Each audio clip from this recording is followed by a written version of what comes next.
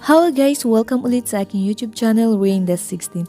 Sa ngayon guys, isha-share ko kung paano mag-order ng item na may iba't ibang kulay at sizes. So kung first time nyo guys na mag-order sa Shopee, panoorin tong video hanggang sa huli. Guys, kung bago ka pa lang sa aking YouTube channel, please don't forget to subscribe and click the bell button para updated ka sa next nating tutorial video. So open natin ang ating Shopee app. Dito sa taas, search or type nyo yung gusto nyong i-order.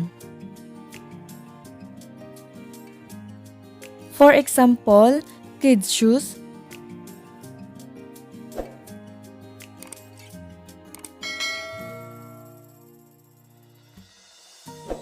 Lalabas yung mga pagpipilian. Pili lang guys. Try natin ito. Kailangan guys, i-check mabuti yung item, yung details niya, tas ratings.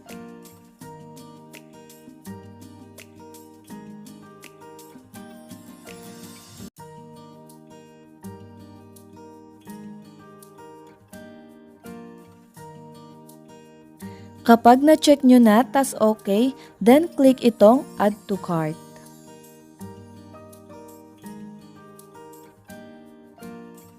Select kung anong kulay ang gusto nyo. For example, pink ang gusto ko kaya itong pink.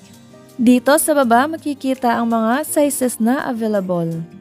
Click nyo lang guys kung anong size ang kailangan nyo. Kung size 25, click yung 25 then add to cart.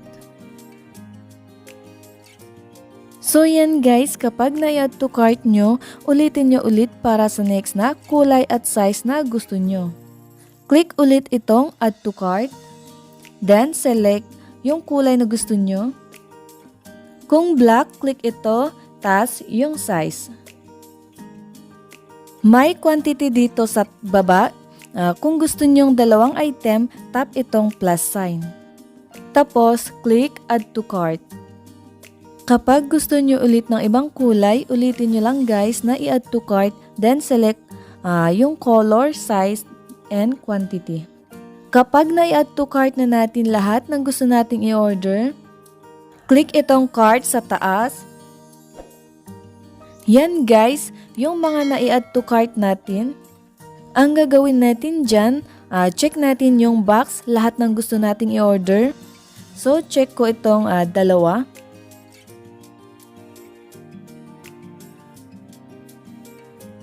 Next, click check out. I-check nyo muna guys bago nyo i-place order.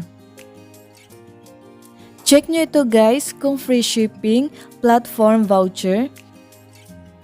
Kapag may kulay ang mga yan, for example ito, is check nyo lang magiging free shipping siya. Pero ito hindi free shipping kaya click OK.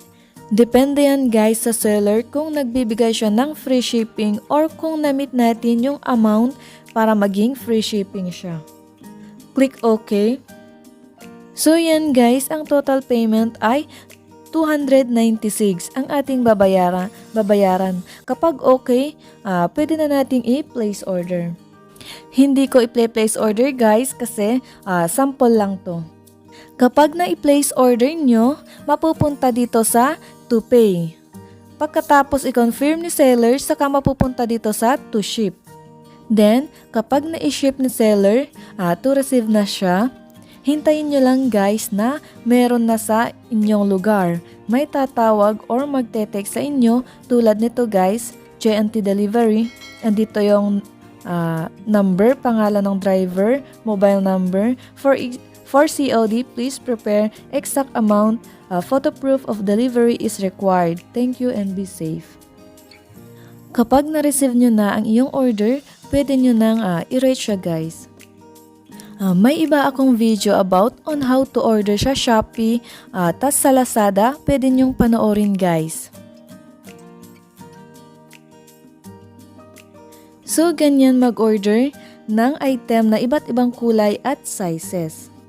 Thank you for watching guys and please don't forget to subscribe and click the bell button para updated kayo sa next nating tutorial video.